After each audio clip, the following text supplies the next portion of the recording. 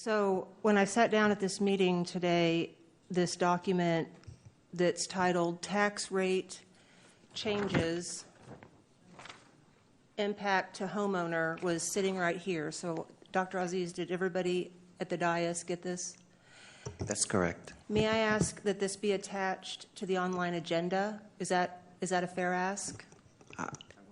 We don't see any problem with that, Trustee Weston. Okay, thank you. So I'm going to come back to that. At the last budget meeting last week, I expressed concern about the tax rates that you've proposed to us and the impact that that will have on our homeowners. I talked about how even though the rate is going down due to the explosive growth in appraisals, the impact on the taxpayer is an increased tax burden. I shared my concerns that although it does impact homeowners, it's actually renters who suffer the most under the proposed tax rates that you've presented us. And I expressed concern about that. And I let the public know that if they wanted to share their thoughts with us, that they should. And in the last week, many have, and many have been concerned. And I share those concerns. I'm not supportive of the tax rate for M&O that was brought forward last week. I'm not supportive of a higher rate tonight. I'm in favor of something lower.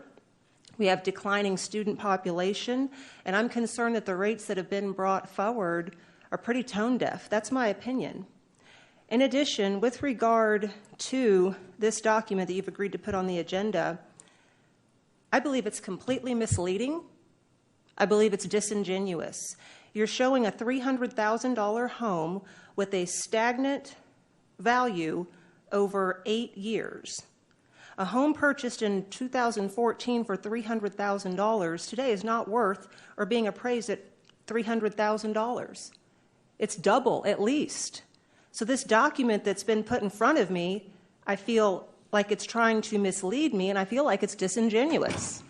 And I feel like, I don't know, is there something going on I don't understand? Because this is strange and bizarre. It's got a proposal here showing me that the proposed tax rates that were put in front of me last week and this week is going to reduce somebody's taxes. I mean, this is like, I'm wondering if I'm not even looking at this right. But I am looking at it right. So I'm very disappointed by what I see here, and it falls short of my expectations. It's tone deaf, and it's not even real. These aren't even real numbers.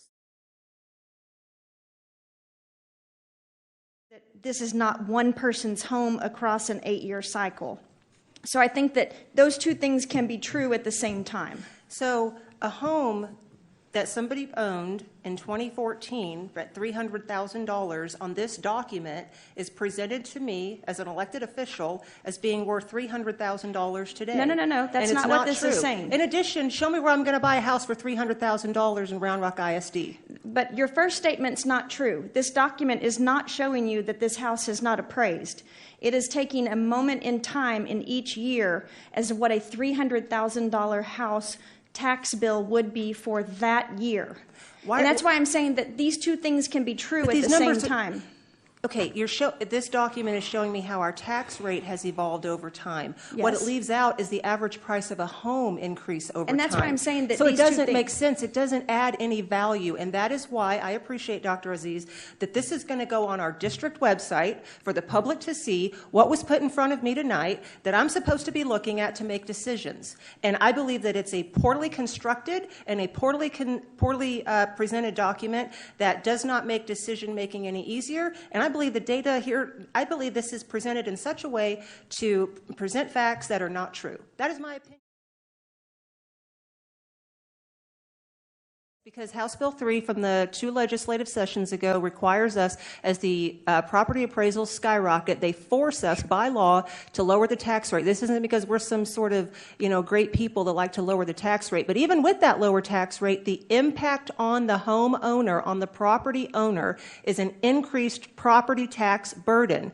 The rate means nothing unless you bump it up against the appraisal. You can't talk about one without talking about the other. And the net impact on property owners from this is not only an increase from last year, Because I did it out. I went to the appraisal district. I sat down with them. We did runs on different properties in different price ranges with the different tax rates. And the 12 years that I've owned a home here, this is what it's done.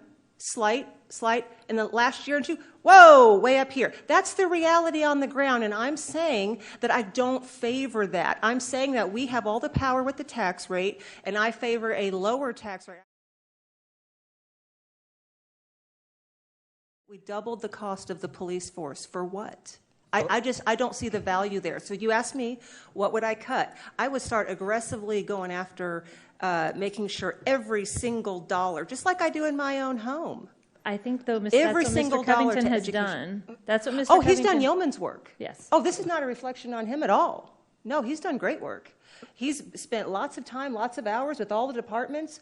I don't know anybody could have done it better as far as what he was given the latitude to address. We have 3,000 fewer students. We don't need the staff for 51,000 students anymore. We have to make sure that our workforce is right-sized. I asked a couple of meetings ago, is our workforce right-sized? And I was told we're still working on it. So I'm not going to sit in I don't believe my job in this chair is to tell Dr. Aziz how many employees to have or how to do it or this and that. But what I am here to do is to represent a constituency that is facing record inflation, record property tax appraisals, for which I am one of 7 votes that impacts what their property tax burden is going to be, because this board, like I said earlier, has all of the power in setting the tax rate. And when I see this, which is why I'm grateful this is going to go on the district website attached to the agenda so that the public can see, I'm frustrated because I feel like there's not a good faith effort to present data and information to us and to the public. We sit up here and we say, oh, I lowered the tax rate. Like we're going to dislocate our shoulder, patting ourselves on the back for that. That doesn't mean anything if my property, if the home that I purchased 12 years ago is literally worth 3 times today what it was when I bought it 12 years ago. These are nuanced topics. We have a civic duty here. And when I see this, I don't see in any good faith. So that's what I'm sharing. I've said it more than once at this dais. Our teachers are underpaid. We're spending too much money on things that don't matter. We need to get more money back in the classroom. Please keep the members of the body in check and stop with the personal attacks. I have a lot of notes here written about bonds. Some things were asserted tonight, not comfortable with debt, but yet our district has carried over $1 billion or almost $1 billion of debt for a decade. So based on results, we're actually very comfortable with a lot of debt. And I recall when the last bond was being debated by this board, I was not up here. I was a member of the public attending all of those meetings. And there was Actually, nobody up here was on the board. Right. Yeah. Yeah. But many of us were watching the meetings. And there was an effort when they were gearing up for it to start paying off the bonds, not because there was some sort of moral outrage about debt, but because that was then going to free up being able to spend even more in the next bond. So, I mean, there's a lot we can say about bonds. In addition, since our last bond in this district passed, the language requirements for the ballot have changed. So there was a Trustee lot of... Weston, we have to be real careful. We're not posted Right. about Well, bonds. that's what I prefaced. So we've got to kind of tie it to the INS discussion. Yeah. I just want to make sure that we don't get too far into the bond discussion. I'll just say this. The bond world as we have known it has changed. And it's going to be a different landscape for any bonds that go out into the future. And I'm not sure that our school district has done a good job. We've been very busy doing other things. But I'm not sure that the public understands, based on the public comments tonight, I'm not sure the public understands how the new rules with regard to bonds are going to impact some of the wants. And I wish there was a higher level of understanding. Last 2 things. I want to talk about the suffering, the economic suffering. Mary mentioned it. I was buying gas last week at a gas station near the high school where my own children attend school. And when I pulled up, I got out my credit card to stick it in the machine to fill up my car. I saw that the person in front of me had bought 1 gallon of gas. It was $3.92. The person had bought 1 gallon of gas. The reason is because this is a real negative economic circumstances our community is dealing with. I do trust observers to draw their own conclusions about what they have heard from their elected officials tonight and their sensitivity to the economic reality on the ground.